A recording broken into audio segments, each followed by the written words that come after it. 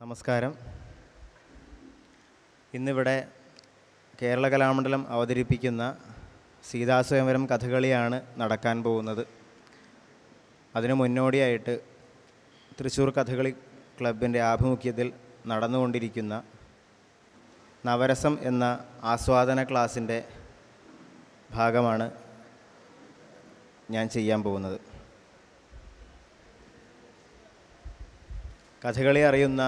കഥകളിയെ നന്നായി ഏറ്റവും അടുത്തറിയുന്ന ഒരുപാട് ആസ്വാദകർ ഇവിടെ ഉണ്ട്. തികച്ചും അവർക്ക് വേണ്ടിയിട്ടല്ല, നമ്മുടെ നവരസ ക്ലാസ്സിലെ കൊച്ചു കൂട്ടുകാർക്കും മറ്റ് അഭ്യുദയകാംക്ഷികൾക്കും ആസ്വാദകർക്കൊക്കെ വേണ്ടിയിട്ടാണ് ഞാൻ എന്തെങ്കിലുമൊക്കെ എനിക്കറിയുന്നത് പറയാൻ പോകുന്നത്. ഔപചാരികമായി ഇതിനു വേണ്ടി തയ്യാറെടുക്കുകയോ ഒരു പ്രസൻറ്റേഷനായിട്ട് കണക്കാക്കുകയോ ഞാൻ ചെയ്തിട്ടില്ല. എനിക്കറിയുന്ന ചില കാര്യങ്ങൾ പറയുക, പങ്കുവയ്ക്കുക, എന്നെ കൊണ്ട് ചെയ്യാൻ കഴിയുന്നത് ചിലത് സോദാഹരണം വ്യക്തമാക്കുക എന്നൊക്കെ തന്നെ തീരുമാനിച്ചിട്ടുള്ളൂ.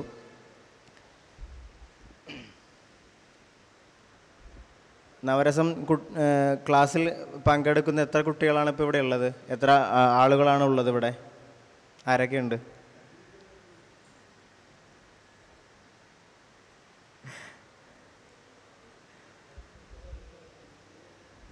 അപ്പോൾ ഉണ്ടല്ലേ. അപ്പോൾ എന്നെ മുൻപരിചയം ഉണ്ടാവുമെന്ന് വിചാരിക്കുന്നു. എൻ്റെ പേര് ആദിത്യൻ എന്നാണ്. കലാമണ്ഡലത്തിൽ ഇപ്പോൾ PhD ചെയ്തുകൊണ്ടിരിക്കുന്ന ഒരാളാണ്. കഥകളി അരങ്ങളിലൊക്കെ ഇങ്ങനെ പോകുന്ന ഒരാളാണ്. കഥകളി കലാകാരനാണ്. സീതാസ്വയംവരം കഥയിൽ ഇന്ന് ഉള്ള ഒരു പ്രത്യേകത, എല്ലാവരും ആ നോട്ടീസ് വായിച്ച് കാണുമല്ലോ എല്ലാവരും അല്ലേ? അപ്പം പതിവില്ലാത്തൊരു ഭാഗം സീതാസ്വയംവരം, അതിൻ്റെ പേര് അന്വർത്ഥമാക്കുന്ന തരത്തിലുള്ള അവതരണവും ഇന്നുണ്ട്.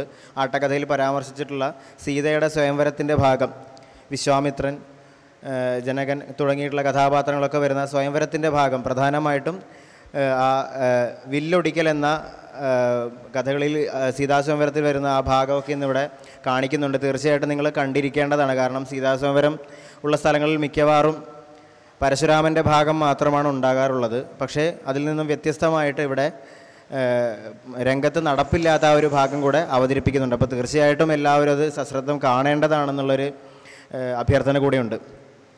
ഇന്നിവിടെ നവരസ ക്ലാസ്സുമായിട്ട് ബന്ധപ്പെട്ട് സംസാരിക്കാനും ചെയ്യാനും ഉദ്ദേശിക്കുന്ന ഭാഗം പരശുരാമൻ്റേതാണ്. അപ്പം സീതാസ്വയംവരം കഥകളി കണ്ടവരെത്ര പേരുണ്ട് നിങ്ങളിൽ? കണ്ടിട്ടുണ്ടോ കുട്ടികൾ? ഇല്ല. ആരാണതിലെ നമ്മുടെ നായകനാരാ? സീതാസ്വയംവരത്തിലെ നായകനാരാ? ഏത് രാമനാ? അതിൽ 2 രാമന്മാരുണ്ട്. ശ്രീരാമനാണ്. ആണോ? നായകനെന്ന് കഥകളിയിൽ നമ്മൾ ഉദ്ദേശിക്കുന്നത്, അല്ലെങ്കിൽ ഒരു രംഗത്ത് ഉദ്ദേശിക്കുന്നത്, ആ രംഗത്ത് ആർക്കാണോ പ്രാധാന്യം അവരെയാണ് നമ്മൾ നായകനായിട്ട് കണക്കാക്കേണ്ടത്. അപ്പം നിങ്ങൾ പറഞ്ഞ ആ ഒരു കൺഫ്യൂഷൻ തന്നെയാണ് അരങ്ങത്തുള്ള പ്രശ്നവും. ഏത് രാമനാണ് പ്രാമുഖ്യം? അത് തന്നെയാണ് നമ്മുടെ ഈ കഥയിൽ വരുന്ന ഒരു പ്രശ്നാന്തരീക്ഷം സൃഷ്ടിക്കുന്നത്. അത് തന്നെയാണ്. അപ്പം പരശുരാമൻ്റെ വേഷവിധാനം, അതുണ്ടായി വന്നൊരു പശ്ചാത്തലം എന്നിവയൊക്കെ വ്യക്തമായിട്ട് ആ നോട്ടീസിൽ അച്ചടിച്ചിട്ടുണ്ട്. നിങ്ങളതൊക്കെ വായിച്ചിരുന്നോ? ആരാണ് ഇന്ന് കാണുന്ന പരശുരാമൻ്റെ ആ വേഷസങ്കല്പം കഥകളിയിലേക്ക് കൊണ്ടുവന്ന ആചാര്യനാരാ?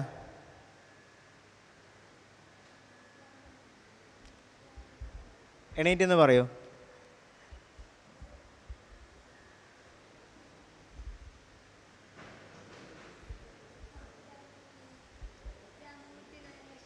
നന്നായി, മിടുക്കൻ. യശശരീരനായിട്ടുള്ള പത്മഭൂഷൺ കലാമണ്ഡലം രാമൻകുട്ടി നായരാശാനാണ് ഇന്ന് നാം കാണുന്ന പരശുരാമ വേഷത്തിൻ്റെ, കഥകളിയിലുള്ള പരശുരാമ വേഷത്തിൻ്റെ പിന്നിലുള്ള സംവിധായകൻ. അദ്ദേഹം വള്ളത്തോൾ കവിത മുൻനിർത്തി, രാജാരവിവർമ്മയ്ക്ക് ചിത്രമൊക്കെ മുൻനിർത്തിയിട്ടാണ് അതുണ്ടാക്കിയെന്നുള്ള കാര്യങ്ങളൊക്കെയും നോട്ടീസിൽ ഹ്രസ്വമായിട്ട് വിവരിച്ചിട്ടുണ്ട് അല്ലേ? ആദ്യകാലങ്ങളിൽ തേച്ചിട്ടുള്ള ഒരു വേഷമായിരുന്നു എന്ന് പറയപ്പെടുന്നു.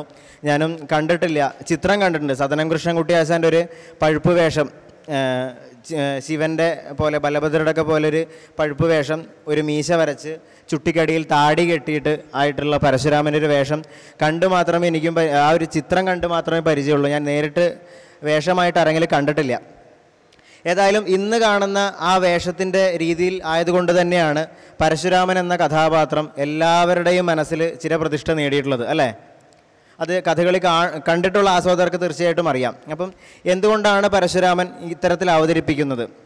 അപ്പം ഈ സീതാസ്വയംവരം പരശുരാമൻ്റെ രീതികൾ എന്താണ്? ഇപ്പം ഇതിൽ വിഷയമായിട്ട് പരാമർശിച്ചതുപോലെ തന്നെ അതിൻ്റെ സങ്കേതങ്ങളും അതിൽ ചെയ്യുന്ന കാര്യങ്ങളെക്കുറിച്ചുമാണ് നമ്മൾക്ക് അറിയേണ്ടത്. അപ്പോൾ വിവാഹം കഴിഞ്ഞ് വരുന്ന ശ്രീരാമൻ, സീത, അവരുടെ ശ്രീരാമൻ്റെ അച്ഛനായിട്ടുള്ള ദശരഥൻ, ആ ഒരു കുടുംബത്തിൻ്റെയും അതോടൊപ്പം വരുന്ന വലിയൊരു സൈന്യത്തിൻ്റെയും മുൻപിലേക്ക് ആണ് ക്രോധാവശനായ ഈ പരശുരാമൻ ചാടി വീഴുന്നത്. എന്തിനാണ് പരശുരാമൻ ഇവരോട് ചുണ്ടിയെടുക്കുന്നത്? എന്തിനാ? ആരുടെ വില്ലാണത്? ശിവൻ ആരാണ്? പരശുരാമൻ്റെ ഗുരുവാണ്. അതെ. അപ്പം പരശുരാമൻ്റെ ഗുരുനാഥനായിട്ടുള്ള ത്രൈലോക്യനാഥനായിട്ടുള്ള പരമശിവൻ്റെ വില്ല്, ത്രയംബകം എന്ന വില്ല് ശ്രീരാമൻ എടുത്ത് ഖണ്ഡിച്ചു. അതാണ് പരശുരാമന് ശ്രീരാമനോട് ദേഷ്യം ഉണ്ടാകാനുള്ള കാരണം. കഥകളിയിലെ പരശുരാമൻ്റെ പ്രവേശം അല്ലെങ്കിൽ ആദ്യം നമ്മൾ കാണുന്ന തരങ്ങൾ രണ്ടെണ്ണമാണുള്ളത്. ഒന്ന് തപസ്സാട്ടമായിട്ടും ഒന്ന് മാർഗമധ്യത്തിലേക്ക് ചാടി വീണുകൊണ്ടും. തപസ്സാട്ടം എന്ന് ഉദ്ദേശിക്കുന്നത് നിങ്ങൾ മുൻപ് ക്ലാസ്സിൽ കേട്ടിട്ടുണ്ടോ എന്ന് എനിക്കറിയില്ല. രാവണൻ്റെ തപസ്സാട്ടം, അങ്ങനെ തപസ്സാട്ടങ്ങൾ അനവധിയുണ്ട്. അത് തപസ്സിൻ്റെ രീതികളെ വിശദീകരിക്കുന്ന ആട്ടങ്ങളായിരിക്കും, അല്ലെങ്കിൽ അതിൻ്റെ വിശദാംശങ്ങളെ കുറിച്ചുകൊണ്ടിട്ടുള്ള ആട്ടങ്ങളായിരിക്കും തപസ്സാട്ടത്തിൽ മിക്കവാറും ഉണ്ടാവുക. പക്ഷേ ഇവിടെ പരശുരാമൻ്റെ തപസ്സാട്ടം എന്നാൽ അയാളുടെ തപസ്സിന് ഭംഗം വരുന്ന തരത്തിലാണ് അതിൻ്റെ ആട്ടങ്ങൾ മുൻപോട്ട് പോകുന്നത്. നമ്മൾ തിരശീല മാറ്റുമ്പോൾ ധ്യാനനിരതനായിരിക്കുന്ന ഹനുമാനെ പോലെ ഒക്കെ ധ്യാനനിരതനായിരിക്കുന്ന പരശുരാമനെ കാണാം. പെട്ടെന്നുള്ള ഈ വില്ല് പൊട്ടുന്ന സൗണ്ട്, ഈ ശബ്ദം കേട്ടിട്ട് പരശുരാമൻ ഞെട്ടി എഴുന്നേൽക്കുകയും എൻ്റെ തപസ്സിന് ഭംഗം വരാൻ കാരണമെന്തെന്ന് ആലോചിച്ചറിയുകയും അത് തൻ്റെ ഗുരുനാഥൻ്റെ വില്ല് ഒടിക്കപ്പെട്ടു എന്ന സത്യാവസ്ഥ മനസ്സിലാക്കുകയും അതിനുശേഷം ജനങ്ങൾ മുഴുവൻ ശ്രീരാമൻ ജയിക്കട്ടെ, രാമൻ ജയിക്കട്ടെ, രാമൻ ജയിക്കട്ടെ എന്നുള്ള ഉദ്ഘോഷണങ്ങൾ കേൾക്കുകയും ഞാനൊഴിഞ്ഞ് വേറൊരു രാമൻ ആരാണ്, എൻ്റെ ഗുരുനാഥൻ്റെ വില്ല് ഒടിച്ചത് ആരാണ് എന്നിങ്ങനെ ക്രുദ്ധനായിട്ട് അത് അന്വേഷിക്കുക തന്നെ എന്ന് പറഞ്ഞുകൊണ്ട് ഈ കല്യാണം കഴിഞ്ഞ് നടന്നു വരുന്ന ആ ജനക്കൂട്ടത്തിൻ്റെ നടുവിലേക്ക് ചാടി വീഴുന്നതുമായിട്ടുള്ള രീതിയാണ് തപസ്സാട്ടത്തോട് കൂടിയിട്ടുള്ള പരശുരാമൻ്റെ കാര്യങ്ങൾക്കുള്ളത്. നേരെ മറിച്ച് രാമൻകുട്ടിയാശാൻ്റെ ശൈലിയിലുള്ള അല്ലെങ്കിൽ കലാമണ്ഡലം ശൈലിയിലുള്ള പരശുരാമൻ്റെ ആട്ടങ്ങൾ ആ ശ്ലോകത്തിൽ പറയുന്നത് പോലെ തന്നെ മധ്യേ മാർഗം, ഈ കല്യാണം ഘോഷമൊക്കെ ആയിട്ട് പോകുന്ന ഈ കൂട്ടത്തിൻ്റെ മുൻപിലേക്ക്, അവരുടെ മാർഗമധ്യത്തിലേക്ക് ചാടി വീഴുന്ന, ദേഷ്യത്തോടെ ചാടി വീണ് പ്രവേശിക്കുന്ന പരശുരാമനാണ് മറ്റൊരു തരത്തിലുള്ളത്. അതിൽ ഈ രണ്ടാമത് പറഞ്ഞ മാർഗമധ്യത്തിലേക്ക് വരുന്ന പരശുരാമനാണ് ഇന്ന് നമ്മൾ കാണാൻ പോകുന്നത്. കലാമണ്ഡലത്തിൻ്റെ രീതിയിലുള്ള അല്ലെങ്കിൽ രാമൻകുട്ടിയാശാൻ്റെ ശൈലിയിലുള്ള പരശുരാമന് അതാണ് പതിവുള്ളതും അതാണ് ഇന്നിവിടെ ചെയ്യാൻ പോകുന്നതും. ആദ്യത്തെ പദം, ഇതിൽ ആദ്യത്തെ പദം എന്താണെന്നറിയോ? കേട്ടിട്ടുണ്ടോ?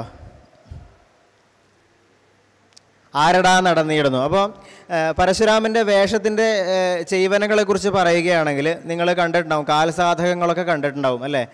കാലുകൊണ്ട് ധിത്തത്തത്ത ചവിട്ടുന്നതൊക്കെ കണ്ടിട്ടുണ്ടാവും അല്ലേ? അപ്പം കഥകളി കാണുന്ന അല്ലെങ്കിൽ കഥകളി കാണുന്ന തുടക്കക്കാർക്ക് ആർക്കായാലും നമ്മൾ ഈ കാലസാധകങ്ങളൊക്കെ കാണിച്ചു കൊടുക്കുമ്പം എല്ലാവർക്കും തോന്നുന്നൊരു സംശയം, എവിടെയാണ് ഈ ധിത്തത്തത്തെയൊക്കെ നമ്മൾ ചവിട്ടുന്നത്, അല്ലെങ്കിൽ ഇതൊക്കെ ചവിട്ടി ശീലിക്കുന്നത് എന്തിനാണ്, അരങ്ങിലേക്ക് ഇത് ഉപയോഗപ്പെടുന്നത് എപ്പോഴാണ്? അത് കൃത്യമായിട്ട് നിങ്ങൾക്കിന്ന് കാണുവാൻ കഴിയും. പരശുരാമൻ്റെ ചെയ്ത്തുകൾ നിങ്ങൾ തീർച്ചയായിട്ടും ശ്രദ്ധിക്കണം. കഥകളിയിലെ ചൊല്ലിയാട്ടങ്ങൾ നിങ്ങൾ കാണുന്നുണ്ടാവുമല്ലോ, ആസ്വാദന ക്ലാസ്സിൽ പലപ്പോഴും ചൊല്ലിയാട്ടം ഈ വേഷത്തിൽ ചെയ്യുന്നതൊക്കെ നിങ്ങൾ കണ്ടിട്ടുണ്ടാവും.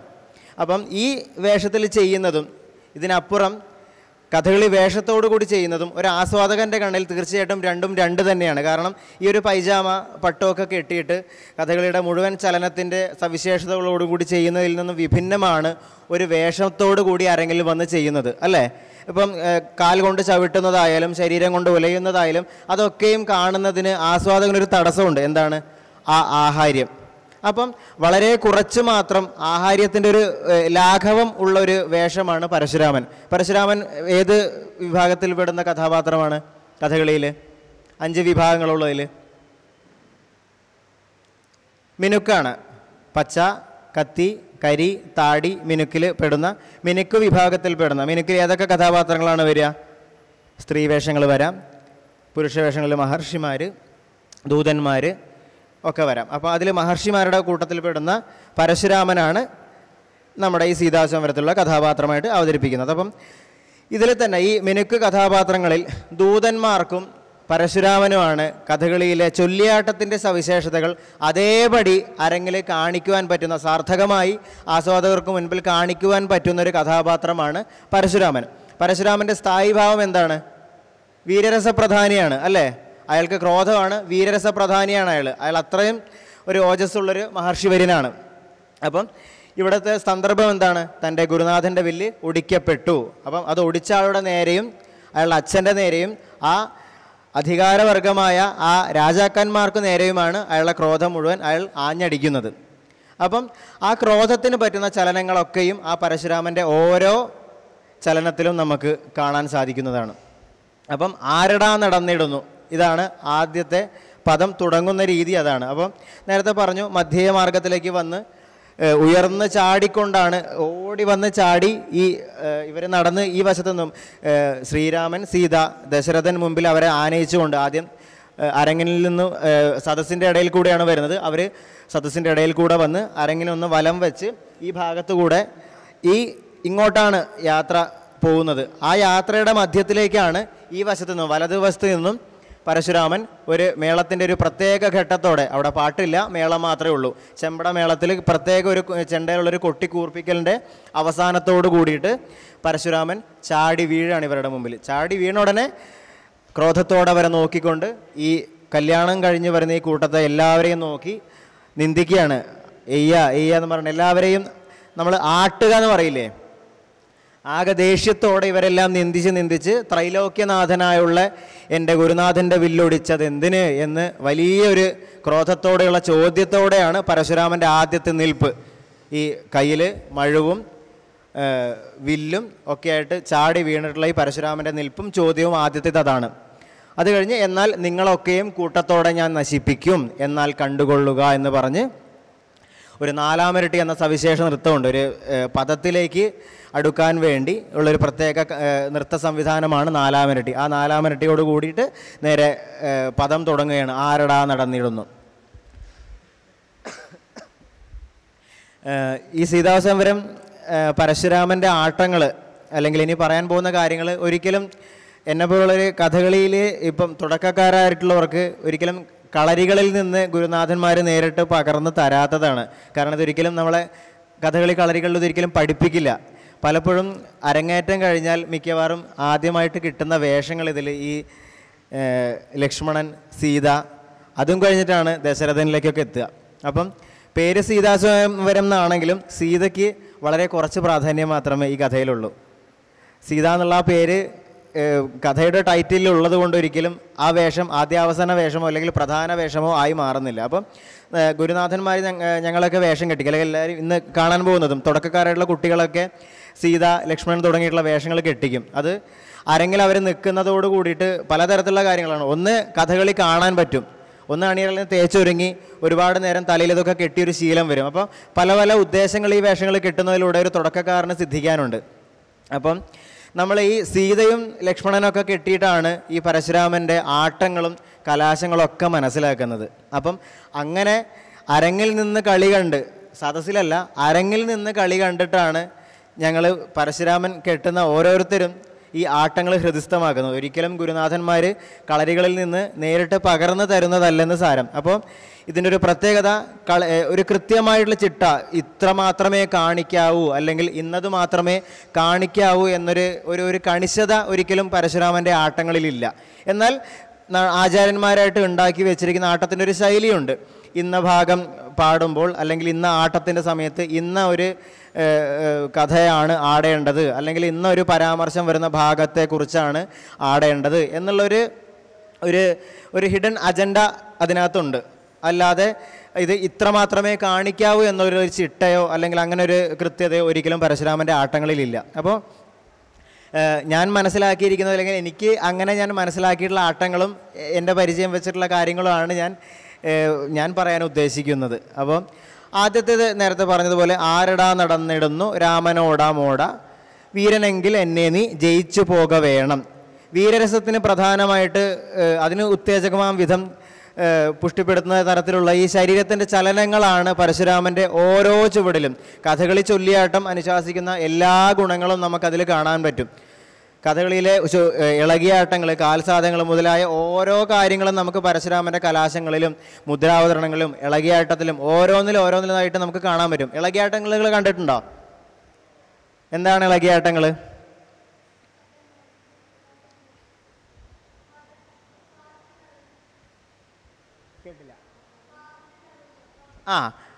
അത് പ്രതീക്ഷിച്ചു. ഇളകിയാട്ടം എന്നുള്ളതിന് രണ്ട് തരത്തിൽ നമ്മൾ അർത്ഥം കൽപ്പിക്കണം. ഒന്ന്, മനോധർമ്മം ആട്ടങ്ങൾ, ഈ മോൻ പറഞ്ഞതുപോലെ പാട്ടില്ലാതെ ആട്ടങ്ങൾ മാത്രമായിട്ട് കാണിക്കുന്നതിന് ഇളകിയാട്ടം എന്ന് പറയാറുണ്ട്. അതല്ലാതെ ഇളകിയാട്ടം എന്നുള്ളതിന് മുദ്ര അവതരണ രീതികളെ കഥകളി കളരികളിൽ, പ്രത്യേകിച്ച് വടക്കൻ സമ്പ്രദായത്തിൽ, കല്ലുവഴി സമ്പ്രദായത്തിൽ മുദ്രകൾ, ഓരോ മുദ്രകളും അവതരിപ്പിക്കുന്നത് ഇന്ന ചലനവിശേഷങ്ങളോടെ ആകണമെന്നുള്ള നിർബന്ധമുണ്ട്. 8 തരത്തിലുള്ള ഇളകിയാട്ടങ്ങൾ കഥകളി കളരികളിൽ നിബന്ധിക്കുന്നുണ്ട്. അപ്പം അങ്ങനെ ഇപ്പം ഉദാഹരണത്തിന് ഒരു ബ്രഹ്മാവ് എന്നുള്ള മുദ്ര അല്ലെങ്കിൽ ശിവൻ എന്നുള്ള മുദ്ര ഇന്ന തരത്തിലെ കാണിക്കാവൂ എന്നുള്ളൊരു നിർബന്ധം കഥകളി കളരിയിലുണ്ട്. അത് ആ തരത്തിലുള്ള ഒരു പാഠ്യവിഷയമായി തന്നെ ക്രമീകരിച്ച് ഇളകിയാട്ടങ്ങളെ ഓരോ മുദ്രകൾക്കും ഇന്ന തരത്തിൽ കാണിക്കണമെന്ന് കാറ്റഗറൈസ് ചെയ്ത് 8 തരങ്ങൾ അങ്ങനെ ഉണ്ടാക്കി വെച്ചിട്ടുണ്ട് ഓരോ മുദ്രകൾക്കും. അപ്പം അതങ്ങനെ ആശാന്മാർ ചെയ്ത് ശീലിപ്പിക്കും കുട്ടികളെ. അപ്പം അതൊക്കെയും അങ്ങനെയുള്ള ഇളകിയാട്ടങ്ങളൊക്കെയും ഒരുപാട് ഇതിനകത്ത് കൃത്യമായിട്ട് കാണാൻ പറ്റും. കാരണം അത് എന്തുകൊണ്ടാണ്?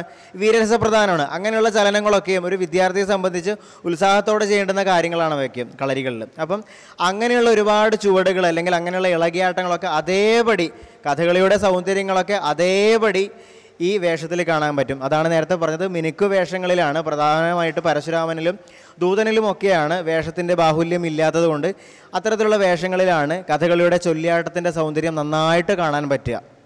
അപ്പം ആദ്യത്തെ ഈ ഒരു ഖണ്ഡം, ഈ ആരടാ നടന്നിടുന്നു രാമനോടാ മൂഢ വീരനെങ്കിൽ എന്നെ നീ ജയിച്ചു പോക വേണം. അതിനുശേഷം ഘോരമായ ശൈവം വില്ലിനെ എന്നാണ് വട്ടം തട്ടുക. വട്ടം തട്ടുക എന്ന് പറഞ്ഞു കഴിഞ്ഞാൽ അടുത്ത ഒരു പദത്തിൻ്റെ ആദ്യത്തെ വരി അത് ചൊല്ലി വട്ടം തട്ടുക എന്നാണ് പറയുക. ആ ഘോരമായ ശൈവം വില്ലിനെ എന്ന് പാട്ടുകാർ പാടിക്കഴിഞ്ഞാൽ പിന്നെ അവിടെ ചെമ്പട തിത്തിത്തൈ മാത്രം, താളം മാത്രമേ ഉണ്ടാവുള്ളൂ. അവിടെ പിന്നെ പാട്ടുണ്ടാവില്ല.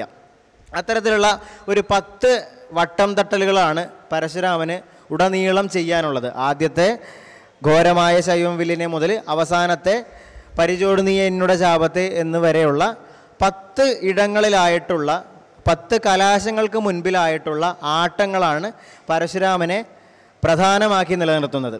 അവയൊക്കെയും ആദ്യത്തെ ഭാഗങ്ങളിൽ വിശേഷിച്ചും അവയൊക്കെയും ഓരോ കഥകളായിട്ടുള്ള കാര്യങ്ങളാണ് പരാമർശിക്കുന്നത്. അതിനിടയിൽ ഇവർ തമ്മിലുള്ള സംഭാഷണങ്ങളാണ്. പരശുരാമനും ശ്രീരാമനും തമ്മിലുള്ള സംഭാഷണങ്ങൾ ഇവയൊക്കെയും. പക്ഷേ ഇതിൽ പരശുരാമനെ ഇത്രയധികം ഗംഭീരമാക്കി നിലനിർത്തുന്നത് ഈ പറഞ്ഞ ഈ 10 വട്ടം വച്ച് കലാശങ്ങൾക്ക് മുന്നോടിയായിട്ടുള്ള വട്ടം തട്ടലുകൾ, ആട്ടങ്ങൾ, അതിൻ്റെ അവതരണങ്ങൾ, ഇവയാണ് പരശുരാമനെ ഓജസ്സോടുകൂടി നിലനിർത്തുന്നത്. അപ്പോൾ ഘോരമായ ശൈവം വില്ലിനെ, ആ വില്ലിൻ്റെ കഥ പറയുന്ന ഒരു ആട്ടമാണ് ആദ്യത്തെ. അവിടെ ചൊല്ലി വട്ടം തട്ടുകയാണ്. ഘോരമായ ശൈവം വില്ലിനെ എന്ന് പാട്ടുകാർ പാടി വയ്ക്കുന്നു. അതിനുശേഷം മേളം ചേരുകയാണ്. നമ്മൾ നേരത്തെ പറഞ്ഞതുപോലെ ഇളകിയാട്ടം ഉണ്ടല്ലോ, ആ ഇളകിയാട്ടത്തിൻ്റെ രീതിയിൽ തിത്തിത്തൈ എന്ന താളത്തിൻ്റെ അടിസ്ഥാനത്തോടു കൂടിയിട്ട് ഇതിൻ്റെ അവതരണം മുന്നോട്ട് നീങ്ങുകയാണ്. അപ്പം എങ്ങനെയാണ് ഘോരമായ ശൈവം വില്ലിനെ, ആ വില്ലിൻ്റെ മഹത്വം നിനക്കറിയാമോ? നീ നിസാരമെന്ന് കരുതി ഒടിച്ചു കളഞ്ഞ ആ വില്ലിൻ്റെ മഹത്വം എന്താണെന്ന് നിനക്കറിയാമോ? അറിയില്ല. നിനക്കറിയുമെങ്കിൽ നീ ഇപ്രകാരം ചെയ്യില്ല എന്ന് പറഞ്ഞ്, എന്നാൽ ഞാൻ പറയാം വഴി പോലെ കേട്ടാലും എന്ന് പറഞ്ഞ് ആ ശൈവചാപം എങ്ങനെയാണ് ഉണ്ടായിത്തീർന്നിട്ടുള്ളതെന്നൊരു കഥയാണ് പരശുരാമൻ തുടർന്ന് അവിടെ ആടുന്നത്. എല്ലാ നടന്മാരും അത് വിസ്തരിച്ച് ആടുന്നതായിട്ട് കണ്ടിട്ടില്ല. സമയത്തിൻ്റെ ക്ലിപ്തതകൾ കൊണ്ടായിരിക്കാം അത് മുഴുവനായിട്ട് ആടാറില്ല. ചിലപ്പോഴൊക്കെയും ആടിയും കണ്ടിട്ടുണ്ട്. എന്നിരുന്നാലും അതിൻ്റെ അധികം പ്രചാരമില്ലാത്ത ആ ഒരു കഥ ഇവിടെ പറയാമെന്ന് വിചാരിക്കുകയാണ്. അപ്പോൾ ഘോരമായ ശൈവം വില്ലിനെ എന്നുള്ള ചൊല്ലി വട്ടം തട്ടിക്കഴിഞ്ഞാൽ നേരെ പരശുരാമൻ ശ്രീരാമന് നേർക്കടുത്ത് കയർത്ത്, എടാ നിനക്ക് നീ ഒടിച്ച ആ വില്ലിൻ്റെ മഹത്വം അറിയാമോ? ഇല്ല, ഞാൻ പറഞ്ഞു തരാം വഴി പോലെ കേട്ടാലും. പണ്ട് ബ്രഹ്മാവിന് ഒരാഗ്രഹമുണ്ടായി. എന്താണ്? മഹർഷിമാരിൽ, ഭൂമിയിലുള്ള മഹർഷിമാരിൽ ആർക്കാണ് ഏറ്റവും കൂടുതൽ തപശക്തി ഉള്ളത് എന്നൊന്ന് അറിയണം. അപ്പോൾ ബ്രഹ്മാവ് എല്ലാ മഹർഷിമാരെയും അടുത്തേക്ക് വിളിക്കുകയാണ്.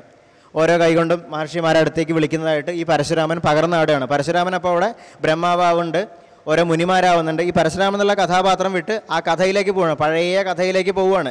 ഈ വില്ല് എങ്ങനെയാണ് ഉണ്ടായിത്തീർന്നിട്ടുള്ളതെന്നുള്ളൊരു ഭാഗത്തിലേക്ക് പോവുകയാണ് പരശുരാമൻ. അപ്പം ഈ വില്ലുണ്ടായ കഥയാണ് പിന്നീട് പരാമർശിക്കാൻ പോകുന്നത് അവിടെ. അപ്പം ഓരോ മഹർഷിമാരായിട്ട് അടുത്തേക്ക് വിളിച്ചു, അല്ലയോ മഹർഷിമാരെ, നിങ്ങളിൽ ആർക്കാണ് ഏറ്റവും കൂടുതൽ തപശക്തി എന്നറിയണമെന്ന് എനിക്ക് ആഗ്രഹമുണ്ട്.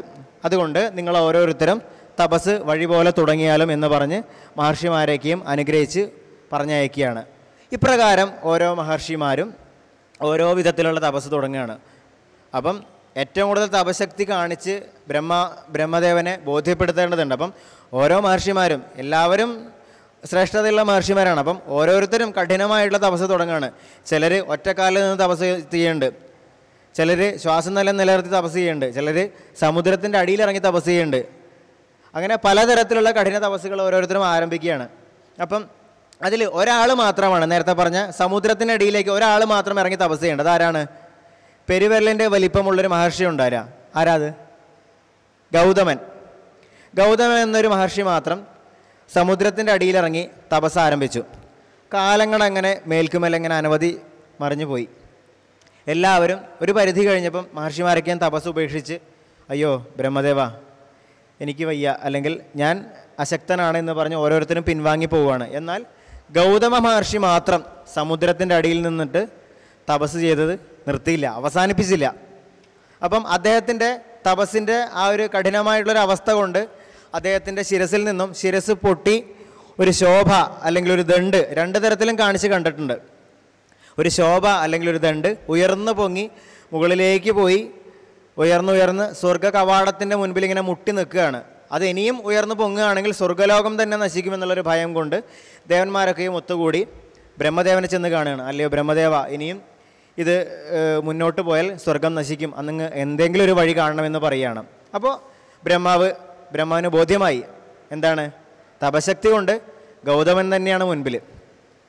പക്ഷേ ആ കഥ ഇവിടെ പരാമർശിക്കുന്നില്ല. ഇത് ഗൗതമനാണ് തപശക്തിയിൽ മുൻപിൽ എന്നുള്ളൊരു ആ ഒരു വസ്തുത അവിടെ വിട്ട് ഈ വില്ലുണ്ടായ കാരണത്തിലേക്കാണ് വീണ്ടും കഥ അല്ലെങ്കിൽ പരശുരാമൻ്റെ വാക്കുകൾ ഊന്നുന്നത്. വീണ്ടും ആ ശോഭയെ അല്ലെങ്കിൽ ആ ദണ്ടിനെ ബ്രഹ്മാവ് എന്ത് ചെയ്യാണ്? ദേവശില്പിയായിട്ടുള്ള വിശ്വകർമാവിനെ വിളിച്ച് ആ ദണ്ടിനെ മൂന്നായിട്ട് മുറിക്കുകയാണ്. ആ ദണ്ടിനെ അത്രയ്ക്ക് ശക്തിയുള്ള അല്ലെങ്കിൽ തപശക്തിയിൽ നിന്നുണ്ടായിട്ടുള്ള ഒരു ദണ്ടാണത്. അപ്പോൾ അതൊരു വിശിഷ്ടമായിട്ടുള്ള വസ്തുവാണ്. അപ്പം അതിനെ മൂന്നായിട്ട് ഖണ്ഡിക്കുകയാണ്. ആര്? വിശ്വകർമാവ് അതിനെ മൂന്നായിട്ട് ഖണ്ഡിച്ച് വിശ്വകർമാവ് ഒരു 3 വില്ലുകൾ ഉണ്ടാക്കുകയാണ്. ആ വില്ല്, ഒന്നാമത്തെ വില്ല് ഏതാണ്? ഇവിടെ പ്രശ്നക്കാരനായിട്ടുള്ള വില്ല് ഏതാണത്? ത്രയംബകം. ആ വില്ല് ആർക്ക് കൊടുക്കുകയാണ്? ശിവന് കൊടുക്കുകയാണ്. രണ്ടാമത്തെ വില്ല് ഏതാ? ശാർങ്ങകം. അത് ആർക്കാണ് കൊടുക്കണത്? വിഷ്ണുവിന് കൊടുക്കുകയാണ്. മൂന്നാമത്തെ വില്ല് വരുണന് കൊടുത്തതെന്ന് പറയപ്പെടുന്നു. അത് പിന്നീട് അഗ്നിദേവന് കിട്ടുന്നു. അഗ്നി പിന്നീട് ആർക്കാണ് കൊടുക്കുന്നത്? അർജുനന് കൊടുക്കുന്ന ഗാണ്ഡീവം വില്ലാണത്. അപ്പം അങ്ങനെ 3 തരം വിശിഷ്ടമായിട്ടുള്ള ദിവ്യമായിട്ടുള്ള വില്ലുകളാണ് ആ ദണ്ട് കൊണ്ട് സൃഷ്ടിക്കുന്നത്. അപ്പം അങ്ങനെ ശിവന് കിട്ടിയ ആ വില്ല് കൊണ്ടാണ് പിന്നെ പരമശിവൻ ത്രിപുരന്മാരെ ആയിട്ടുള്ള യുദ്ധത്തിന് പോകുന്നതും മറ്റും ആ വില്ലും കൊണ്ടാണ്. അപ്പം ആ വില്ലാണ് നീ ഒരു പെണ്ണിനെ കിട്ടുമെന്ന് വിചാരിച്ച് നീ വളരെ നിസ്സാരമായിട്ട് എടുത്തൊടിച്ച് കളഞ്ഞത്. ഇതാണ് പരശുരാമനുള്ള ക്രോധമെന്ന് പറയുന്നത്.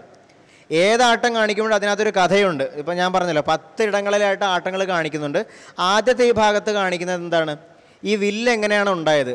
അപ്പം ആ കഥ പറയുക എന്നുള്ളത് മാത്രമല്ല, ആ കഥയുടെ ഒരു പരിധി മുഴുവൻ വിസ്തരിച്ച് ആടി അത് വീണ്ടും ഈ ഒരു സാഹചര്യവുമായിട്ട് ബന്ധിപ്പിക്കേണ്ടതുണ്ട്. അങ്ങനെ വലിയ കേമമായിട്ട് ഉണ്ടായിത്തീർന്ന ഈ വില്ല് എന്താണ്? നീ ഒടിച്ചു. എന്തിനു വേണ്ടിയിട്ട് ഒടിച്ചു? ഈ പെണ്ണിനെ കിട്ടുമെന്ന് വിചാരിച്ച് നീ വളരെ നിസ്സാരമായിട്ട് എടുത്ത് ഒടിച്ചു. അപ്പം ആ ഒരു ക്രോധം അവിടെ പരശുരാമൻ നടിച്ച് വട്ടം വെച്ച കലാശം എന്ന ആ ചൊല്ലി വട്ടം തട്ടിയത് എന്തിനു വേണ്ടിയിട്ടാണ്? വട്ടം വെച്ച് കലാശത്തിന് വേണ്ടിയിട്ടാണ് ആ വട്ടം തട്ടിയിട്ടുള്ളത്. അപ്പോൾ ആ കലാശം എടുത്ത് ആ നൃത്തം പൂർത്തീകരിച്ച് പിന്നെ ആ പദത്തിൻ്റെ തുടർന്നുള്ള ഘട്ടത്തിലേക്കാണ് കിടക്കുന്നത്. ഘോരമായ ശൈവം വില്ലിനെ മുറിച്ചു തിന്നു പാരമ്മതം ചിത്തതാരിൽ കരുതിയിട വേണ്ട. തൊട്ടടുത്തത് അടുത്ത വരി, വിഷ്ണു തൻ്റെ ഹുങ്കാരത്താൽ ഭഗ്നമായ ചാപം. വീണ്ടും ഒരു കഥയാണ് പരശുരാമൻ അവിടെ ശ്രീരാമൻ്റെ മുമ്പിലേക്ക് എടുത്തിടുന്നത്. അപ്പം ആദ്യത്തെ ഭാഗം ആടേണ്ടതുണ്ടോ? അപ്പോൾ ഈ പരശുരാമൻ്റെ പ്രവേശത്തെക്കുറിച്ച് പറഞ്ഞു. അപ്പം നമ്മൾ മുൻപ് ഞാൻ ഒരു നവരസത്തിൻ്റെ ക്ലാസ്സിൽ പറഞ്ഞ എനിക്കൊരു ഓർമ്മയുണ്ട്. പലതരത്തിലുള്ള പ്രവേശനങ്ങളെക്കുറിച്ച് പറഞ്ഞൊരു ഓർമ്മ എനിക്കുണ്ട്. അപ്പം അത് നിങ്ങൾക്ക് ഓർമ്മയുണ്ടോ? ഓരോ കഥാപാത്രങ്ങൾക്കും അരങ്ങിലേക്കുള്ള പ്രവേശനങ്ങൾ പലതരത്തിലാണ്. അപ്പം ഇവിടുത്തെ പ്രകാരം നമുക്ക് പരശുരാമൻ്റെ പ്രവേശം വളരെ വ്യത്യസ്തതയുള്ളതാണെന്ന് പറഞ്ഞു നേരത്തെ അല്ലേ. തപസ്സോടെ പരശുരാമൻ പ്രവേശിക്കുന്നൊരു രംഗമുണ്ട്.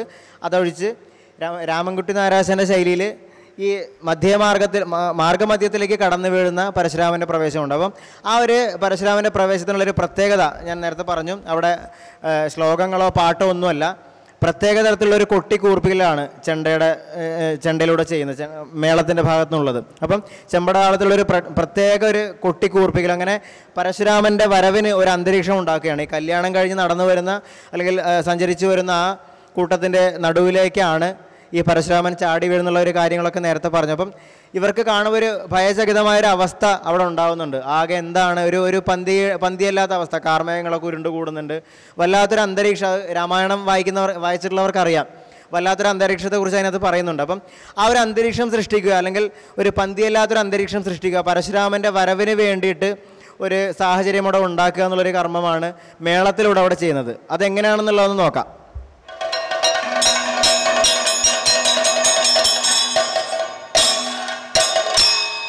ആരട നടന്നിടുന്നു, ആരട നടന്നിടുന്നു രാമനോട മൂഢ, രാമനോട മൂഢ. വീരനെങ്കിൽ എന്നെ നീ, വീരനെങ്കിൽ എന്നെ നീ ജയിച്ചു പോകവേണം, ജയിച്ചു പോകവേണം. ഘോരമായ ശൈവം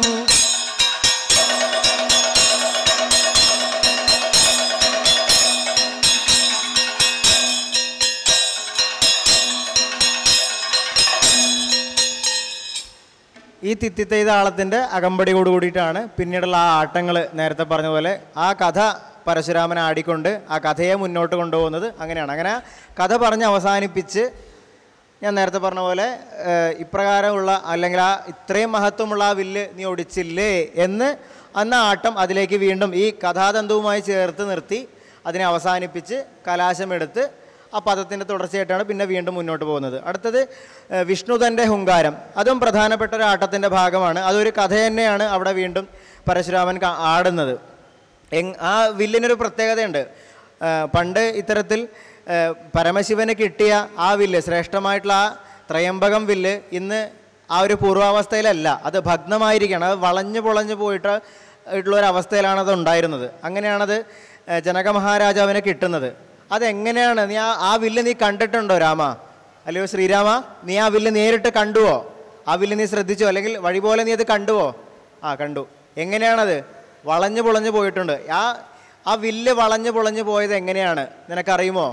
ഞാൻ പറഞ്ഞു തരാം എന്നിങ്ങനെ തുടങ്ങി ആ വില്ല് വളഞ്ഞു പോയൊരു കഥയാണ് തുടർന്ന് പരശുരാമൻ ആടുന്നത്. ആ വില്ല് അങ്ങനെ വളഞ്ഞു പോകാനും ഒരു കാരണമുണ്ടായിട്ടുണ്ട്. എന്താണ്? ഇതുപോലെ തന്നെ ദേവസഭയിലൊരു ദിവസം ഒരു തർക്കം ഉണ്ടാവുകയാണ്.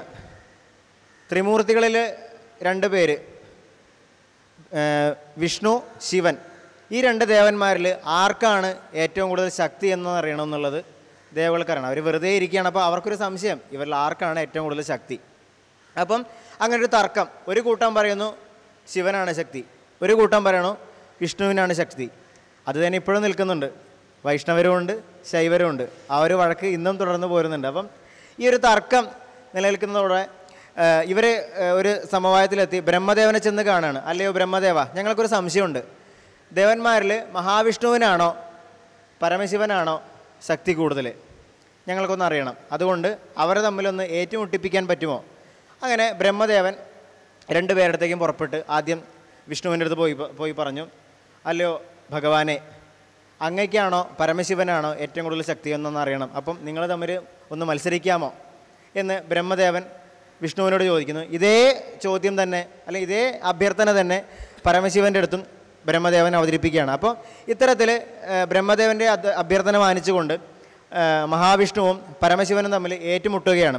ആ ഏറ്റുമുട്ടലിൻ്റെ രീതികളാണ് പിന്നീട് പരശുരാമനോട് കാണിക്കുന്നത്. അപ്പം ഈ ആട്ടങ്ങളൊക്കെയും കാണിക്കുന്നതിൻ്റെ ഒരു സാങ്കത്യം അതുകൂടിയാണ്. ഇപ്പം വെറുതെ ഒരു കഥ പറഞ്ഞു പോകുക എന്നുള്ളതിനപ്പുറം കഥകളിയുടെ ഭാഷയിൽ ആട്ടത്തിൽ കൂടെ ശരീരം കൊണ്ട് ഓരോന്നും കാണിക്കുന്നതിന് അതിനൊക്കെയും ദൃശ്യപരതയുണ്ട്. അത് നിങ്ങൾക്ക് കാണുമ്പോൾ മനസ്സിലാവും.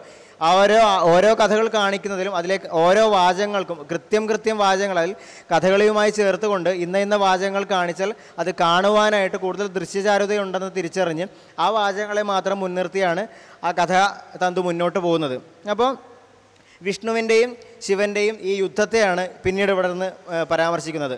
ആ യുദ്ധം വെറുതെയുള്ളൊരു യുദ്ധമല്ല. അപ്പം മഹാവിഷ്ണുവും പരമശിവനും തമ്മിൽ ഘോരമായിട്ടുള്ള ഏറ്റുമുട്ടൽ തുടങ്ങുകയാണ്. ആ ഏറ്റുമുട്ടലിനെ തുടർന്നുണ്ടായിട്ടുള്ള അന്ന് ആ ഭൂഗോളത്തിൽ തന്നെ ഉണ്ടായിട്ടുള്ള മാറ്റങ്ങളെയാണ് പിന്നീട് വർണ്ണിക്കുന്നത്.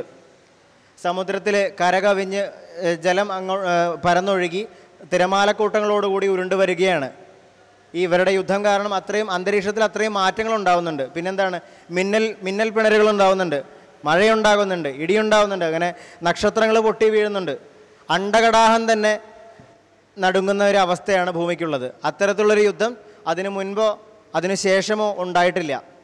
അപ്പോൾ ഇതിലൊരു പ്രത്യേകത എന്ന് പറയുന്നത് സമുദ്രം കരകവിഞ്ഞ് ജലം ഒഴുകിപ്പരന്ന് തിരമാലക്കൂട്ടങ്ങൾ ഉരുണ്ടു വരുന്നൊരു ആട്ടം കാണിക്കാറുണ്ട്. അത് നരകാസുരൻ്റെ ആട്ടത്തിൽ നിന്നും പിൽക്കാലത്ത് വന്ന് ചേർന്നിട്ടുള്ളതാണ് അതിൻ്റെ ഒരു കാണിക്കൽ. അപ്പം ആ ഒരു ആട്ടം കാണിക്കാമെന്നാണ് ഞാൻ വിചാരിക്കുന്നത്. കാണിക്കാൻ ഉദ്ദേശിക്കുന്ന കൂട്ടത്തിൽ അതൊരെണ്ണം കാണിക്കാമെന്നാണ് വിചാരിക്കുന്നത്. അപ്പം ഈ ഏറ്റുമുട്ടൽ സമുദ്രത്തിൻ്റെ കര കവിഞ്ഞൊഴുകി തിരമാലക്കൂട്ടങ്ങൾ ഉരുണ്ടു വരുന്ന ആ ഒരു രീതി, പിന്നീട് പർവ്വതങ്ങൾ പറന്ന് നടന്ന് അങ്ങിങ്ങായിട്ട് പറന്ന് വീണിട്ടുണ്ട് ഈ ഒരു വില്ലൊടിക്കുന്ന ശബ്ദം കേട്ടിട്ട്. അതുമാതിരി നക്ഷത്രങ്ങൾ പൊട്ടി വീണിട്ടുണ്ട്. ഈ 3 കാര്യങ്ങളാണ് അവിടെ കാണിക്കാറുള്ളത്. അങ്ങനെ അണ്ടകടാഹം തന്നെ ഇളകി മറിയുകയാണ്. ആ സമയത്ത് മഹാവിഷ്ണു ആഞ്ഞൊരു ഹുങ്കാരം പുറപ്പെടുവിക്കുകയാണ്. അതിൻ്റെ ശക്തിയോടെ അതിൻ്റെ കാഠിന്യത്തോടെ ഈ പരമശിവൻ യുദ്ധത്തിനായിട്ട് ഉപയോഗിച്ചിരുന്ന വില്ല് വളഞ്ഞു പൊളഞ്ഞു പോയിട്ട് തുടർന്ന് യുദ്ധം ചെയ്യാൻ സാധിക്കാതെ വരികയാണ്. എന്നതുകൊണ്ട് മഹാവിഷ്ണു ജയിച്ചുവെന്നോ ശിവൻ തോറ്റുപോയെന്നോ അർത്ഥമില്ല. അവർ രണ്ടുപേരും ഇനി തുടർന്ന് യുദ്ധം ചെയ്യാൻ കഴിയാതെ ഒരവസ്ഥയിൽ ആ യുദ്ധം അവിടെ വെച്ച് നിർത്തുകയാണ്. അപ്പം ഇത്തരത്തിൽ വളഞ്ഞു പൊളഞ്ഞു പോയ വില്ലുകൊണ്ട് പിന്നീട് യുദ്ധം ചെയ്യാൻ സാധിക്കാതെ വരികയും പരമശിവൻ തൻ്റെ ഭക്തനായിട്ടുള്ള ദേവരാജ ജനകന് ആ വില്ല് സമ്മാനിക്കുകയും അങ്ങ് ഈ വില്ല് കൊണ്ടുപോയി ദിവസേന പൂജിച്ചാലും അങ്ങേക്ക് മേലിൽ ഗുണം വരും എന്ന് പറഞ്ഞ് ദേവരാജ ജനകനെ അനുഗ്രഹിച്ച് പറഞ്ഞയക്കുകയും പിന്നീട് ദേവരാജ ജനകനിൽ നിന്നും അത് തലമുറയായി സ്വീകരിച്ച് കിട്ടിയിട്ടുള്ളതാണ്. തുടർന്ന് ആ കാലഘട്ടത്തിൽ ജീവിക്കുന്ന ജനക മഹാരാജാവിന് ആ വില്ലാണ് ഈ സീതയുടെ സ്വയംവരത്തിന് വേണ്ടിയിട്ട് വയ്ക്കുകയും അത് ഈ ശ്രീരാമൻ എടുത്തൊടിക്കുകയും അത് പരശുരാമന് ക്രോധം സൃഷ്ടിക്കുക. നേരത്തെ പറഞ്ഞതുപോലെ വീണ്ടും ആ കറണ്ട് സിറ്റുവേഷനിലേക്ക് വീണ്ടും ആ ആട്ടത്തിനെ കൊണ്ടെത്തിക്കുകയാണ്. ഇങ്ങനെ പൊളഞ്ഞു പോയ ആ വില്ല് ദിവസേന പൂജിക്കാനെന്ന് പറഞ്ഞ് ജനകന് കൊടുത്ത ആ വില്ല് നീ ഒടിച്ചു. എന്തുകൊണ്ട്?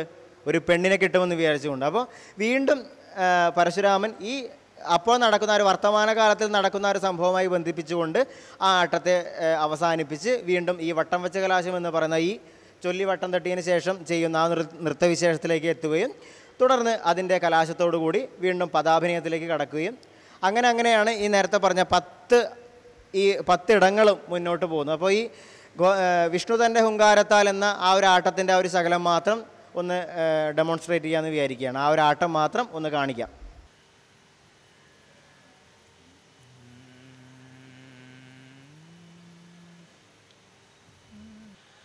വിഷ്ണു തൻ്റെ ഹുങ്കാരത്താൽ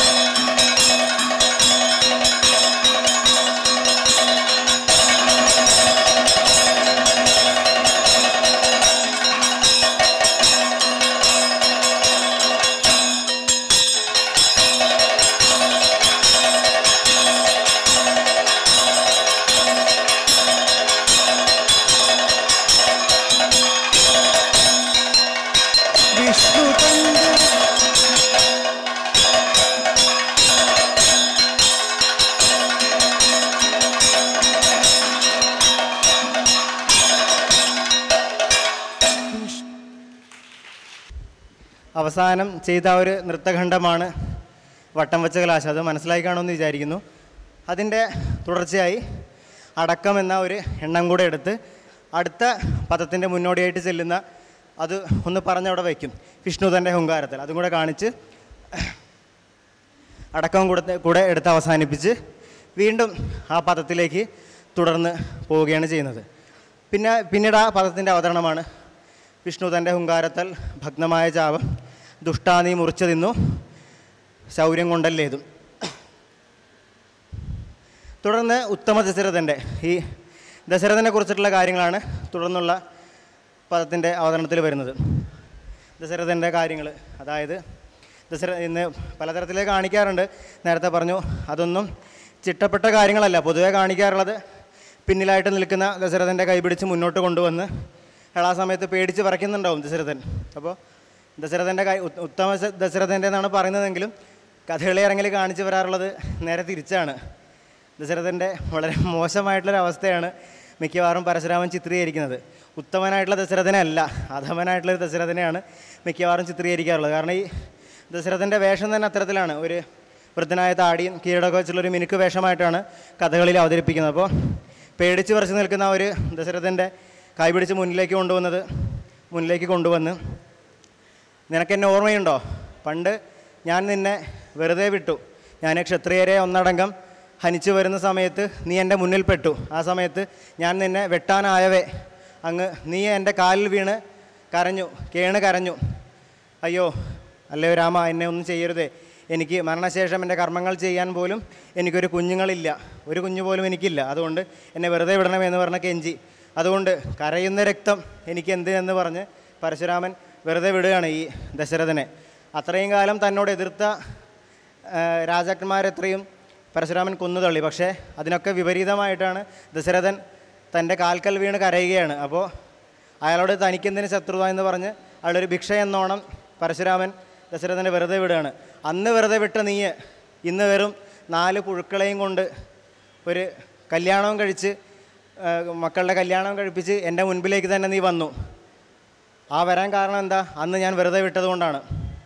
അതിന് ശേഷമാണ്, അല്ലെങ്കിൽ അതുകൊണ്ടാണ് ഇന്ന് നിൻ്റെ പുത്രൻ എന്നോട് ഇത്രയും, അല്ലെങ്കിൽ നിൻ്റെ പുത്രൻ ഇത്രയും കാണിക്കാൻ കാരണം വരെ അന്ന് ഞാൻ വെറുതെ വിട്ടത് കൊണ്ടാണ് എന്നുള്ളൊരു സംഭവത്തിലേക്കാണ് വീണ്ടും പരശുരാമൻ്റെ വിരൽ ചൂണ്ടുന്നത്. അപ്പോൾ അവിടെ മിക്കവാറും കാണിക്കാറുള്ളത് ഈ നേരത്തെ പറഞ്ഞ കഥ പോലെ ഈ ദശരഥൻ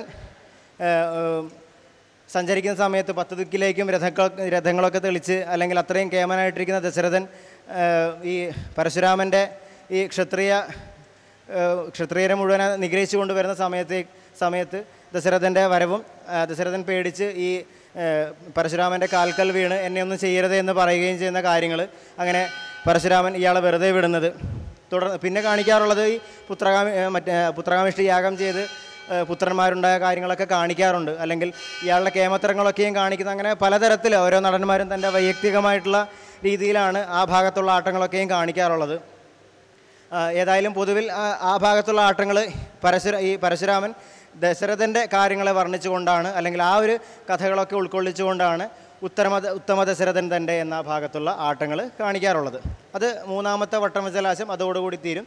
അതും കൂടെ കഴിഞ്ഞ് കലാശിച്ച് നിർത്തി കഴിഞ്ഞാൽ പിന്നെ ശ്രീരാമൻ്റെ പദങ്ങളാണ്. സംഭാഷണം എന്നുള്ള രീതിയിൽ അങ്ങോട്ടും ഇങ്ങോട്ടും സംസാരിക്കുന്ന രീതിയിൽ ശ്രീരാമൻ വളരെ വിനയാന്യുതനായി ഭാർഗവ മുനിതിലക പോതിനെനിക്കു മാർഗം നീ തരണമുല്ല മാമുനി കുലേശ എന്നുള്ള രീതിയിൽ ആ തരത്തിലാണ് പിന്നീട് ശ്രീരാമൻ്റെ സംഭാഷണം തുടങ്ങുന്നത്. വളരെ വിനയാന്യുതനായി അങ്ങോട്ടും ഇങ്ങോട്ടും കഥാഗതിയുള്ള കാര്യങ്ങളൊക്കെ നിങ്ങൾ നോട്ടീസിൽ വായിച്ചിട്ടുണ്ടാവുമെന്ന് വിചാരിക്കുകയാണ്. പറഞ്ഞു പോവുകയാണ്. തുടർന്ന് ചെയ്യാനുള്ള 1-2 സാധനങ്ങളും കൂടി ഉണ്ട്. അപ്പോൾ അതുകൊണ്ട് ഞാൻ അത് പറഞ്ഞ് മുന്നോട്ട് പോവുകയാണ്. അപ്പോൾ ഉത്തമ ദശരഥൻ്റെ കഴിഞ്ഞു. അത് കഴിഞ്ഞ് ശ്രീരാമൻ്റെ പദമാണ്. തുടർന്ന് അപ്പനായ രാജന്യകുമാരാ നീ എവിടെ ഇപ്പോൾ പോവാനായി മാർഗത്തെ ചോദിച്ചത് തോൽക. അത് വീണ്ടും പരശുരാമൻ്റെ പദമാണ്. ആ ഭാഗത്ത് പിന്നെ അധികം ആട്ടങ്ങൾ അവിടെയൊന്നും വിസ്തരിക്കാറില്ല. കാരണം ആദ്യത്തെ 3 പ്രധാന വസ്തുതകളാണ് ആദ്യത്തെ 3 പദഭാഗങ്ങളിൽ ചൊല്ലി വട്ടം തെട്ടിയതിന് ശേഷം ആടുന്നത്.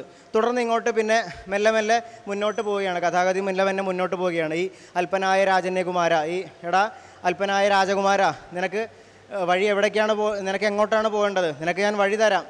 നേരെ സുഖിച്ചുകൊണ്ട് നേരെ കൊട്ടാരത്തിലേക്കല്ല, മറിച്ച് യമൻ്റെ അന്തകൻ്റെ പുരിയിലേക്കാണ് ഞാൻ നിനക്ക് വഴി തരാൻ പോകുന്നത് എന്ന് പറഞ്ഞുകൊണ്ട് അവിടെ വട്ടം വെച്ച കലാശം കഴിഞ്ഞ് പദത്തിലേക്ക് വീണ്ടും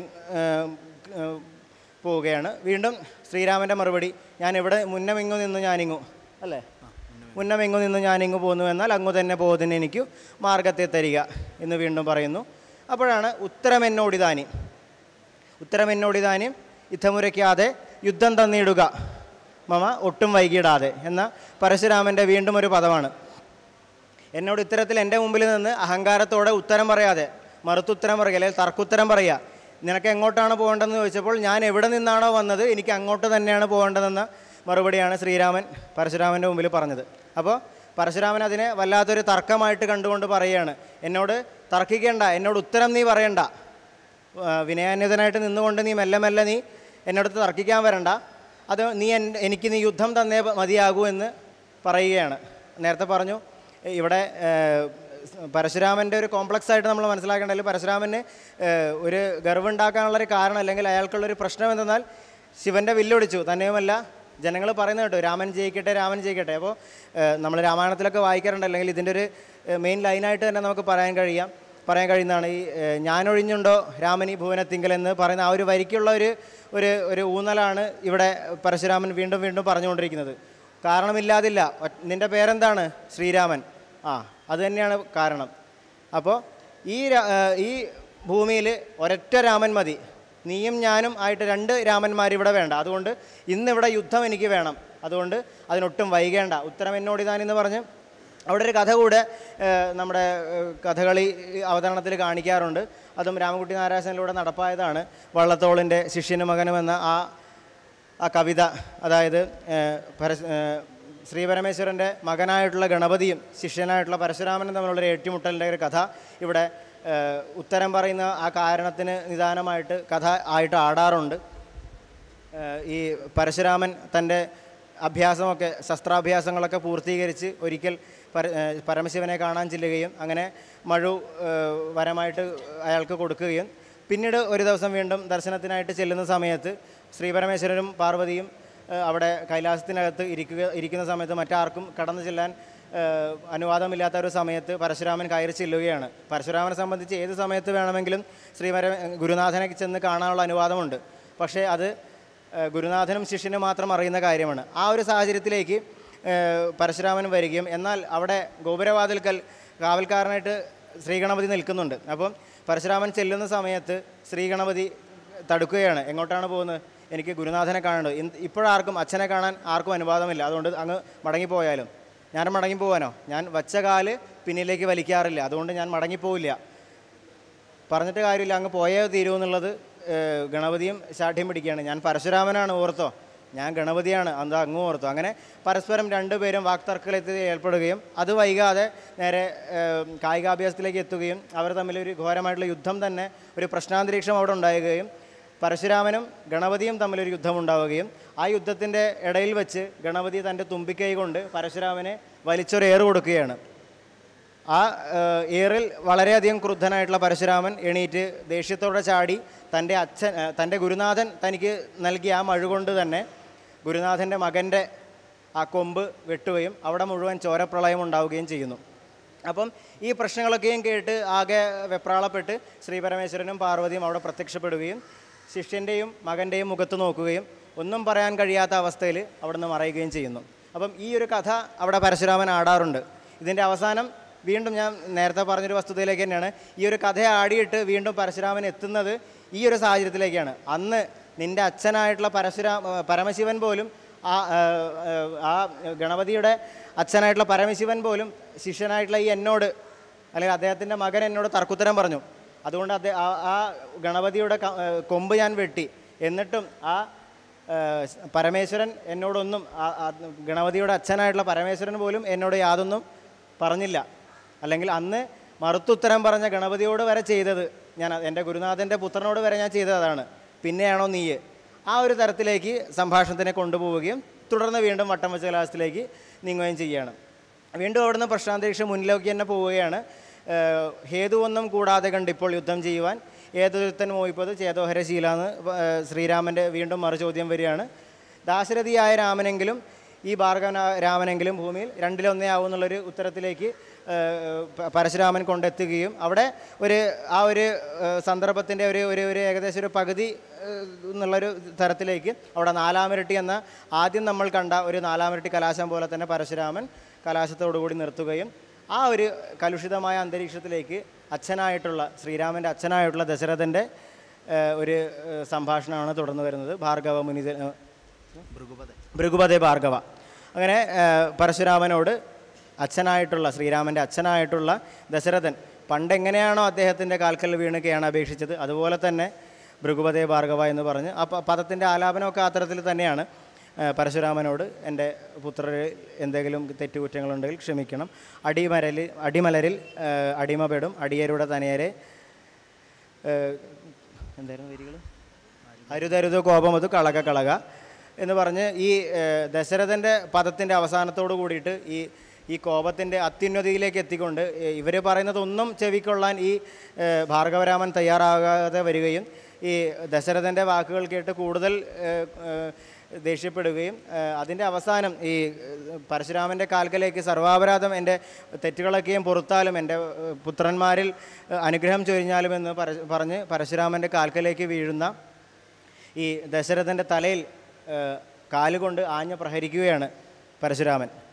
തുടർന്ന് ഈ ദശരഥൻ അങ്ങോട്ട് മറിഞ്ഞു വീഴുകയും അവിടെ മുതൽ പിന്നീട് ശ്രീരാമൻ്റെ മറ്റൊരു രൂപമാണ് മര്യാദാ പുരുഷോത്തമൻ എന്ന ശ്രീരാമൻ്റെ മറ്റൊരു അവസ്ഥയാണ് നമ്മൾ കാണുന്നത്. അത്രയും നേരം വിനയാന്യുതനായി ഒരു മഹർഷിയുടെ മുൻപിൽ സകല എളിമയോടും കൂടി നിന്ന ശ്രീരാമന് സ്വന്തം അച്ഛൻ്റെ തലയിൽ ഒരു മഹർഷി ചവിട്ടി എന്നുള്ളൊരു കാരണം കൊണ്ട് ശ്രീരാമന് ക്രോധം വരികയും രണ്ടുപേരും ക്രോധത്താലുള്ള രണ്ട് ഭാഗത്തു നിന്നുള്ള ഒരു ദേഷ്യത്തോടുള്ളൊരു ചാട്ടമുണ്ട് കഥകളിൽ. ആ ഒരു ദേഷ്യത്തിനെ കാണിക്കുന്നത് അങ്ങനെയാണ്. ദേഷ്യം വന്നാൽ ഉടനെ പരത്തി ചവിട്ടി ഇങ്ങനെ ഒരു ചാട്ടമുണ്ട്, പ്രത്യേക തരത്തിലുള്ളൊരു രണ്ട് കാലും അകത്തി താഴ്ന്നു നിന്നുകൊണ്ടുള്ളൊരു ചാട്ടമുണ്ട്. രണ്ട് കഥാപാത്രങ്ങളും ഇന്ന് ക്രോധത്തോടുകൂടി ചാടി രണ്ടുപേരും പിന്നെ തുല്യരായുള്ള രീതിയിലാണ് പിന്നീടുള്ള അങ്ങോട്ടും ഇങ്ങോട്ടുള്ള സംസാരങ്ങളും പെരുമാറ്റങ്ങളും. അപ്പോൾ തിരക്കി നിൽക്കുകയും പിന്നീട് ഈ ശ്രീരാമനും പിന്നീട് ചൊല്ലിയ വട്ടം തട്ടലുകളും കലാശങ്ങളും ഉണ്ട്. കാരണം നേരത്തെ പറഞ്ഞു വീരത്തിൻ്റെയും ക്രോധത്തിൻ്റെയൊക്കെ അവസ്ഥയിലാണ് ഈ വട്ടം വെച്ച കലാശങ്ങളൊക്കെ ചെയ്യുന്നത്. തുടർന്ന്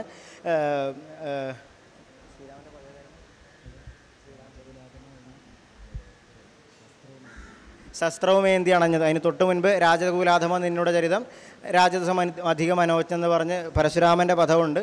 നിൻ്റെ കർമ്മങ്ങളൊക്കെ അസലായിട്ടുണ്ട്, മനസ്സിലായി. ഞാൻ നിന്നെ യുദ്ധത്തിന് വിളിച്ച സമയത്ത് നീ എന്താണ് ചെയ്തത്? ഒരു ക്ഷത്രിയനായിട്ടുള്ള നീ യുദ്ധത്തിന് വരാതെ നിൻ്റെ അച്ഛനെ എൻ്റെ മുമ്പിലേക്ക് തള്ളി പറഞ്ഞു വിട്ടു. അച്ഛനായാലും മകനായാലും യുദ്ധത്തിന് ഞാൻ വിളിച്ചു നിൽക്കുന്ന സമയത്ത് എൻ്റെ മുൻപിലേക്ക് ആര് വന്നാലും ഞാൻ ചവിട്ടുമെന്നുള്ള രീതിയിൽ തന്നെ പരശുരാമൻ ആ ക്രോധം വെടിയാതെ അവിടെ തന്നെ നിൽക്കുന്നു. ശ്രീരാമൻ അവിടെ ഇടപെട്ടുകൊണ്ട് സംസാരിക്കുകയാണ്. ശസ്ത്രവുമേന്തി അങ്ങ് വന്നത് കണ്ടപ്പോൾ, അങ്ങ് ആയുധങ്ങളൊക്കെ ധരിച്ച് വന്നത് കണ്ടപ്പോൾ ഞാൻ വിചാരിച്ചു അങ്ങ് കേമനായിട്ടുള്ളൊരു സന്യാസി അല്ലെങ്കിൽ ഒരു മഹർഷിവര്യനാണെന്ന് വിചാരിച്ചു. പക്ഷേ അങ്ങയുടെ പ്രവൃത്തി ഒട്ടും അങ്ങയുടെ വേഷത്തിനോ രൂപത്തിനോ യോജിച്ചതല്ലെന്ന് പിന്നീട് അങ്ങോട്ട് ഒരു വ്യംഗ്യമായിട്ടുള്ള മറുപടികളാണ് ശ്രീരാമൻ അത്രയും പറയുന്നത്. തുടർന്ന് വൃദ്ധതരാമൊരു നിശിചരിയെ നീ തത്ര ഹനിച്ചത് യുക്തമാകും. അങ്ങനെ വീണ്ടും വീണ്ടും പഴയ കഥകൾ ഓരോന്നും പറഞ്ഞ് അങ്ങോട്ടും ഇങ്ങോട്ടും പരസ്പരം കുത്തി മുറിവേൽപ്പിക്കുക എന്നുള്ള രീതിയിൽ നീ ശസ്ത്രാഭ്യാസം കഴിഞ്ഞ് നീ ആദ്യം ചെയ്തത് എന്താ? എന്നെ നീ വലിയ യുക്തി പഠിപ്പിക്കുകയാണെങ്കിൽ ക്ഷത്രിയനായിട്ടുള്ള നീ ചെയ്തത് എന്താ? നിൻ്റെ അഭ്യാസം പൂർത്തിയാക്കിയ ഉടനെ നീ ഒരു സ്ത്രീയായിട്ടുള്ളൊരു രാക്ഷസിയെ നീ കൊന്നില്ലേ എന്ന് പരശുരാമൻ അങ്ങോട്ട് വീണ്ടും ഒരു ചോദ്യം ചോദിക്കുന്നു. അവൾ മമ മാതാവല്ല, ഞാൻ ഹനിച്ചു, ഞാൻ അവളെ കൊന്നു എന്നുള്ളത് സത്യമാണ്, പക്ഷേ അവൾ എൻ്റെ അമ്മയല്ല എന്ന് ശ്രീരാമൻ മറുപടി പറയുകയും അവിടെ പരശുരാമൻ്റെ ക്രോധം ഇരട്ടിക്കുകയും താൻ ചെയ്ത ഒരു കർമ്മത്തിനെ തന്നെ വേറൊരാൾ അപലപിച്ച സമയത്ത് പരശുരാമൻ ആകെ വല്ലാത്തൊരു ഡിസ്റ്റർബഡായിട്ടുള്ളൊരു അവസ്ഥയിലെത്തുകയും അതൊക്കെ നമുക്ക് കാണാം. അയാൾ ആകെ മേലാസകലം ഒരു ക്രോധത്തിൻ്റെ അങ്ങേ തലക്കിലെത്തി ജടയും താടിയും ഒക്കെ തടവി കാണിക്കുന്ന ഓരോ ചേഷ്ടകളുണ്ട് ക്രോധത്തിൻ്റെ ഉന്നതിയിലുള്ള സമയത്ത്. അവിടെ ഈ ശ്രീരാമന് അത്രയും നേരം പരശുരാമൻ അനുഷ്ഠിച്ചതുപോലെ ഈ ശ്രീരാമനും ആടാനുള്ളൊരു അവസരമാണ്. അവൾ മമ മാതാവല്ല. പണ്ട് ഈ പരശുരാമൻ തൻ്റെ അമ്മയായിട്ടുള്ള രേണുകയെ കൊന്നൊരു സംഭവമുണ്ട്, ഒരു കഥയുണ്ട്. ആ കഥ ശ്രീരാമന്മാർ മിക്കവാറും സമയത്തിനനുസരിച്ച് അവിടെ ആടാറുണ്ട്. വീണ്ടും തുടർന്ന് അവിടുന്ന് അതിന് മറുപടിയായിട്ട് വീണ്ടും പരശുരാമൻ പറയുന്നത് ക്ഷത്രിയ വംശം അശേഷം കൃത്തം. പിന്നീട് പരശുരാമൻ തൻ്റെ തന്നെ കേമത്വമാണ് പറയുന്നത്. അവിടെ ആ വിഷയത്തിനെ ഖണ്ഡിച്ചുകൊണ്ട് ഞാൻ ആരാണെന്ന് നിനക്കറിയില്ലേ, ഞാൻ ക്ഷത്രിയ വംശത്തെ മുഴുവൻ ഹനിച്ചവനാണ് എന്നുള്ള ആ ഒരു പരശുരാമൻ്റെ പഴയ കർമ്മങ്ങളെ ഓർമ്മിപ്പിച്ചുകൊണ്ട് ഒരു താക്കീത് ശ്രീരാമന് നൽകുകയും അവിടെ പ്രത്യേക തരത്തിലുള്ളൊരു ആട്ടം അവിടെ നിശ്ചയിച്ചിട്ടുണ്ട്. പരശുരാമൻ ക്ഷത്രിയരെ മുച്ചോടും മുടിച്ചൊരു കഥ, തൻ്റെ അച്ഛനായിട്ടുള്ള ജമദഗ്നി മഹർഷിയെ കാർത്തവീര്യാർജുനൻ കൊന്നതും അതിൻ്റെ പ്രതികാരം വീട്ടുവാനായിട്ട് ഈ പരശുരാമൻ ക്ഷത്രിയരെ മുഴുവൻ ഹനിച്ചതുമായിട്ടുള്ളൊരു കഥ അവിടെ വിസ്തരിച്ച് പരശുരാമൻ ആടാറുണ്ട്. അവിടെ ഉപയോഗിക്കുന്നൊരു തന്ത്രം ഈ ഒരു കഥയുടെ ഈ കഥ പറഞ്ഞ് അതിൻ്റെ ഒത്ത നടുവിൽ ഏകദേശം എത്തുമ്പോൾ ഈ ക്ഷത്രിയരെ നശിപ്പിക്കുന്നത് അത്രയും നേരം വളരെ ദ്രുതഗതിയിൽ മുന്നോട്ട് നീങ്ങുന്ന താളത്തിനെ ഒന്ന് പിന്നിലേക്ക് വലിച്ചുകൊണ്ട് കഥയുടെ പ്രധാന ഭാഗം മിഴിവ് നൽകുവാൻ വേണ്ടിയിട്ട് ഒന്ന് താളത്തെ പിന്നിലേക്ക് വലിച്ച് ക്ഷത്രിയരെ നശിപ്പിക്കുന്ന ആ ഒരു രീതി അല്ലെങ്കിൽ ആ ഒരു ഭാഗം ആടുന്നത് ഒന്ന് താളത്തിനെ പിന്നിലേക്ക് വലിച്ചുകൊണ്ടാണ് ആ ഭാഗം കൂടെ ഒന്ന് കാണിക്കാമെന്ന് വിചാരിക്കുകയാണ്.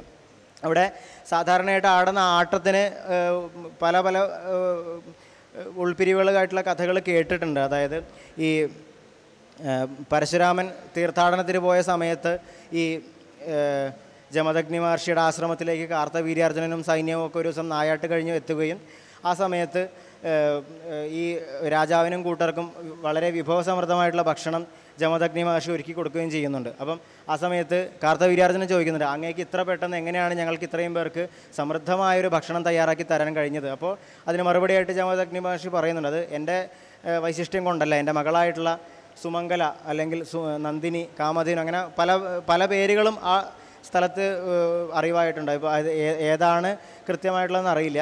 സുമംഗല എന്നുള്ളതാണ് ഞാൻ ഭൂരിഭാഗം വായനയിലും മനസ്സിലാക്കിയിട്ടുള്ളത്. ഏതായാലും സുമംഗല എന്നുള്ള ആ ഒരു പശു ആണ്, അഭീഷ്ടവരദായിനിയായിട്ടുള്ള പശുവാണ്, അല്ല എൻ്റെ പുത്രിയാണ് ഇതത്രയും സൃഷ്ടിച്ച് നൽകിയിട്ടുള്ളതെന്ന് പറയുകയാണ്. അപ്പം അതിൽ വളരെ ആഗ്രഹം തോന്നിയ ഈ കാർത്തവീര്യാർജുനൻ, എന്നാൽ ആ പശുവിനെ എനിക്ക് തന്നാലും ഭൂമിയിലുള്ള രത്നങ്ങളൊക്കെയും രാജാക്കന്മാർക്ക് സ്വന്തമാണല്ലോ, അപ്പോൾ അതുകൊണ്ട് അങ്ങ് അതിനെനിക്ക് നൽകിയാലും എന്ന് രാജാവ് പറയുകയും, അയ്യോ സ്വന്തം പുത്രി ആരെങ്കിലും ദാനം ചെയ്യുമോ, അതുകൊണ്ട് ഞാൻ തരില്ല എന്ന് ഈ ജമദഗ്നി മഹർഷി തീർത്ത് പറയുകയും വളരെ ദേഷ്യത്തോടെ നിരാശനായിട്ട് കാർത്തവീര്യാർജുനനും കൂട്ടരും അവിടുന്ന് മടങ്ങിപ്പോവുകയും പിന്നീട് ചതിയിലൂടെ ആ പശുവിനെ മോഷ്ടിക്കുകയും അതിന് തടസ്സം നിന്ന ജമദഗ്നി മഹർഷിയെ വധിക്കുകയും ചെയ്തിട്ടാണ് കാർത്തവീര്യാർജുനൻ പിന്നീടൊരവസരത്തിൽ അവിടെ നിന്ന് പോകുന്നത്. അപ്പോൾ ആ സമയത്ത് അവിടെ ഇല്ലാതിരുന്ന പരശുരാമൻ, അതായത് തപസ്സിനോ തീർത്ഥയാത്രയ്ക്കൊക്കെ ആയിട്ട് പോയിരുന്ന പരശുരാമൻ പിന്നീട് തൻ്റെ അമ്മയുടെ നെഞ്ചത്തടിയും നിലവിളിയൊക്കെ ആയിട്ടുള്ള ആ ഒരു അത്യന്തം വ്യസനമായിട്ടുള്ളൊരു കരച്ചിൽ കേട്ട്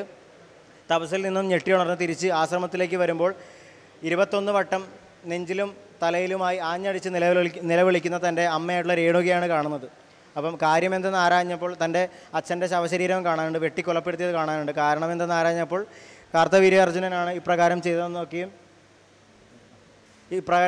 മനസ്സിലാക്കുന്നു.